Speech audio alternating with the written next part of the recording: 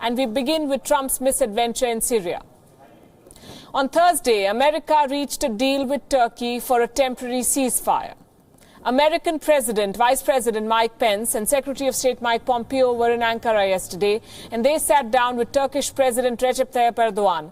These were hard-fought negotiations. Here's what came out of it. America accepted the presence of Turkish military in Northern Syria. Washington will not impose any sanctions on Turkey for the moment. In return, Turkey will ensure a 5-day ceasefire.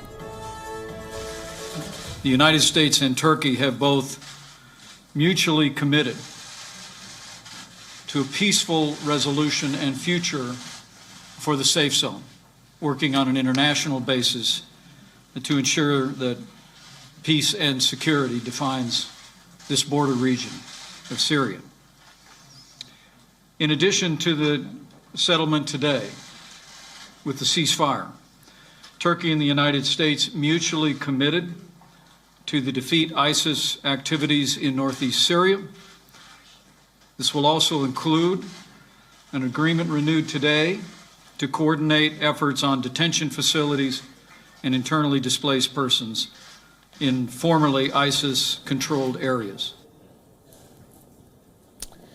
This completes the abrupt reversal of America's Syria policy, but it hardly ensures peace in northern Syria. Reports say that the fighting is still on. The Kurdish fighters are accusing the Turkish military and their proxies of violating this ceasefire. A spokesperson of the Kurdish forces said on Twitter that Turkey is pounding civilian areas. Turkish President Recep Tayyip Erdogan has denied this claim. Friends, I don't know where you are getting this news from, but the news I got from Minister of Defense is that there is no question of clashes. This is all speculation, disinformation. Please let us not pay any attention to disinformation and let's strengthen the steps we are taking now. But more alarming information has now come to light. Iraqi Kurdish channel Rudo TV has aired footage of an ISIS detention center in eastern Syria. And there are fears of more prison breaks now.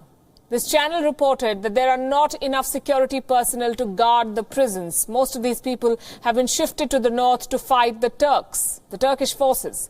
America's abrupt withdrawal has done major damage to peace efforts in this region in Syria. Trump called the ceasefire, and I'm quoting, a great day for civilization. Those are his words. But few agree with him.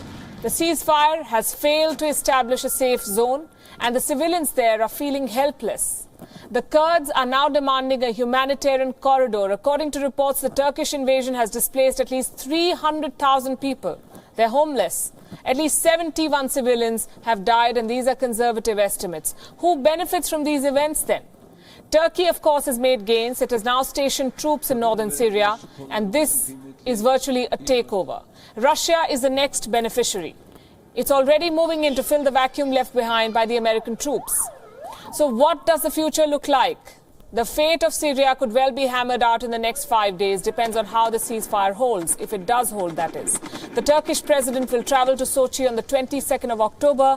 He'll meet with Russian President Vladimir Putin. Erdogan and Putin are now the new power players in Syria. When they talk, the world will listen. Donald Trump seems to be out of this game.